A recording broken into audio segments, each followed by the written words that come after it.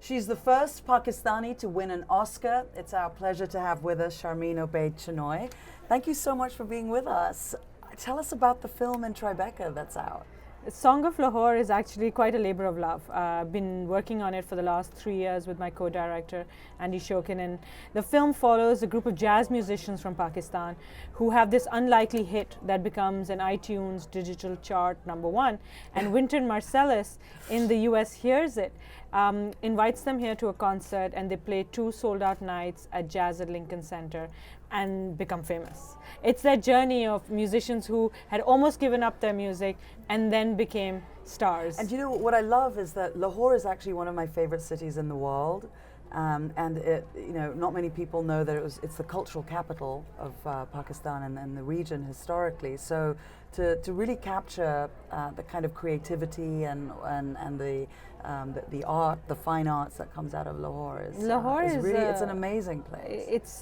It's a beautiful place. Yes, it's so culturally rich. And what we wanted to do was we wanted to do justice to the city, and we wanted people to know that it was, as you said, a cultural hub and a center. And it's been shot beautifully. We filmed through many winters and early mornings, and it's a cinematic film. So, but I mean, that was kind of a light relief after some of the films that you've previously done. Bonded labor, acid attacks. Serious topics on Bangladeshi Yes. UN peacekeeping force, the all-women Muslim force. So, in some of your previous films that deal with tougher topics, what is the message you want to communicate to young girls and women? I want people to look at themselves in the mirror and say, and feel comfortable with the reflection or the image that they see. And if they don't, for some reason, then it means that there's something wrong. And I think that by highlighting these difficult but important issues, I want people to have difficult but again important conversations around them. What about you personally? Like, is that something that you take on that impacts you emotionally? Because these are, it's difficult to watch, but it's also from your difficult to perspective, film. it's very difficult to produce the film. How does it affect you? It affects me.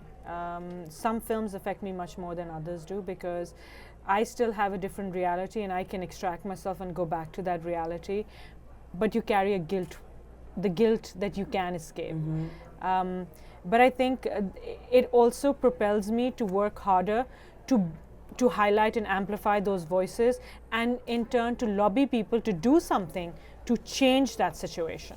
So in some ways it holds me down, but in other ways it pushes me to get the reality of those people changed.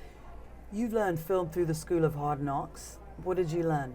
What are some of the key things you'd like to share with people who are looking at you going, I would love to do that, especially girls in Pakistan? It's important to find a good story, and it's important to find someone who can articulately tell that such story. The rest of it is just mere details, honestly. You can film on an iPhone these days. You can film on anything. You can publish your own work through so many different mediums that exist. So essentially, if you have a good story, you have a good film. What is the one question you think a woman should ask herself? Am I wasting my life? I think that's a very important question for a woman to ask. I think that a lot of women don't live up to their full potential because in life someone has not given them the opportunity or has told them that it's not possible.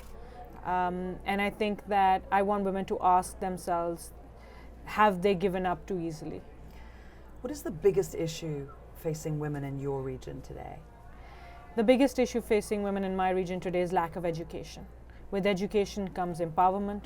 It comes a sense that